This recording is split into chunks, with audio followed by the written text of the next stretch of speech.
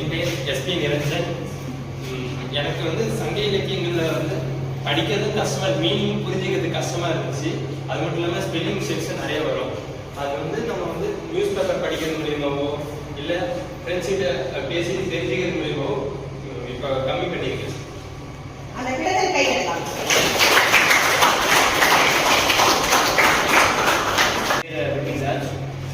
சங்க இலக்கியங்கிறது பார்த்தீங்கன்னா ஒரு தமிழ் மக்களோட பெருமையே சொல்லலாம். இப்போ வந்து சங்க இலக்கியத்தில் பார்த்தீங்கன்னா அகம் புறம் பற்றிலாம் பேசுவாங்க. இப்போ அகத்துல இருந்து பேசும்போது பார்த்தீங்கன்னா லைக் காதல், அதுக்கப்புறம் நட்பு, அது போன்ற நிறைய விஷயம் இருக்கும். இதெல்லாம் பற்றி படிக்கிறதுக்கு எங்களுக்கு ஆசையாக இருக்கும். ஆசையாக இருந்து நாங்கள் படிக்க போகும்போது ஸ்பெல்லிங் மிஸ்டேக்கு, நாங்கள் இங்கிலீஷ் மீடியம்னால எங்களுக்கு தமிழ் ஒன்றும் அவ்வளோ தெரியாது. ஸோ ஸ்பெல்லிங் மிஸ்டேக்ல இருந்து அதுக்கப்புறம் மறுபடியும் மீனிங் புரியறது வந்து எங்களுக்கு எதுவும் அவ்வளோ தெரியாது. ஸோ அந்த மாதிரி பிரச்சனைலாம் நாங்கள் ஃபேஸ் பண்ணுறோம். இப்படி ஃபேஸ் பண்ணும்போது நாங்கள் யூடியூப் பார்த்தோம், இல்லை வந்து நிறைய புத்தகங்கள் ரெஃபர் பண்ணியோ நாங்கள் வந்து அதை வச்சு நாங்கள் மீனிங்லாம் புரிஞ்சு ஆசைப்பட்டு நாங்கள் இந்த சங்க இலக்கியத்தை பற்றி படிச்சிருக்கோம். மேலும் மேலும் எங்களுக்கு சங்க இலக்கியத்தை பற்றி படிக்கணும்னு ஆசை. ஆனால் இதுதான் எங்களோட பிரச்சனை. ஆனால் நாங்கள் யூடியூபோ இல்லை வந்து புக்ஸோ ஏதோ ஒன்று பார்த்து நாங்கள் இப்படியே வந்து அந்த பிரச்சனையை சால்வ் பண்ணி ஒரு இலக்கியத்தை பற்றி ஒரு கட்டுரை எழுதும்போது எப்படி பிழை இல்லாமல் எழுதலாம் அப்படிங்கிறது ஐடியாஸ் நிறைய கிடைக்கும். தெரியுது. சூப்பர்.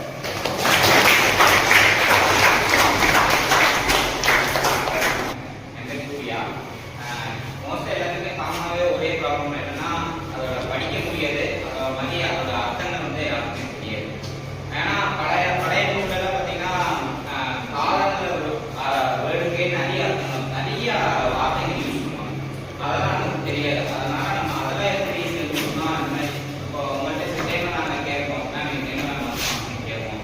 அப்படி இல்லைன்னா நம்ம இப்போ டெக்னாலஜி நிறைய ஃபோனில் நிறைய போட்டு பார்க்கலாம். அதனால அந்த அர்த்தங்களுக்கு அந்த இதெல்லாம் இருக்கு. படிச்சு பார்க்கறதுக்கு வந்து நாங்கள் திருப்பி படிச்சு பார்த்துட்டே இருக்கிறது தான் எங்களுக்கு ஒரு நல்ல முயற்சியாக இருக்குது. அதே ஃப்ரெண்ட்ஸு இருக்காங்க, ஃப்ரெண்ட்ஸுக்கிட்டே எல்லாம் சேர்ந்தா ஒரு விளையாட்டு நிறையவே அவங்க ஒரு இது படிக்கிறது, நாங்கள் ஒன்று படிக்கிறது, அது மாற்றி மாற்றி பேசிக்கிறது, அந்த கடை படிக்கிறதே எங்களுக்கு கொஞ்சம் நல்லா இருக்கும். அர்த்தம் தெரிஞ்சு படிக்கும் போது கட்டாயம் நல்லா புரியும். மேக்ஸ் மட்டும் கிடையாது, தமிழுமே நீங்க எந்த ஒரு வார்த்தைக்குமே அர்த்தம் தெரிஞ்சு நீங்க படிச்சீங்க அப்படின்னா உங்களுக்கு ஈஸியா இங்க மெமரி ஆகும்.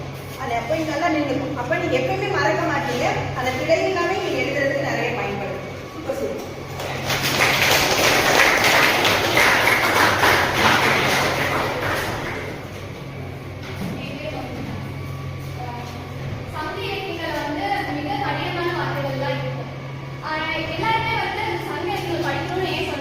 தமிழ்ல என்ன சொல்லலாம் தலைமுறை சொல்லுவாங்க.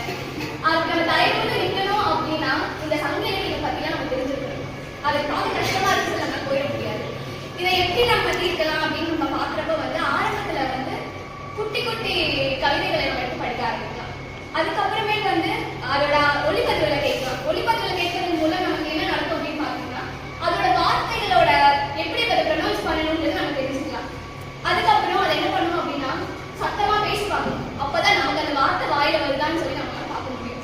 அதுக்கப்புறம் அந்த வார்த்தைகளை வந்து பிரிக்கணும். பிரிக்கிறப்ப நமக்கு என்ன ஆகும் அப்படின்னா பிரிச்சு அந்த வார்த்தைகளை வந்து இருமொழிகள் அகராதிகளை கொண்டு அதோட அர்த்தத்தை நம்ம பார்த்து ஒவ்வொரு வார்த்தைகளும் புரிஞ்சு படிச்சோம்னா அதோட கவிதையோட அழகே மாறி போகும்.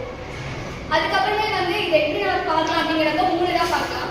கேட்பது, திருப்பி சொல்வது, எழுதுவது. இதை 3 நம்ம கண்டினியூஸா பண்ணிட்டு வந்துட்டு இருந்தோம்னாவே வந்து நம்ம வந்து சங்க இலக்கியங்களை வந்து ஒழுங்கா படிச்சு முடிக்கலாம். அப்படின்றது வந்து என்னோட பாயிண்ட்.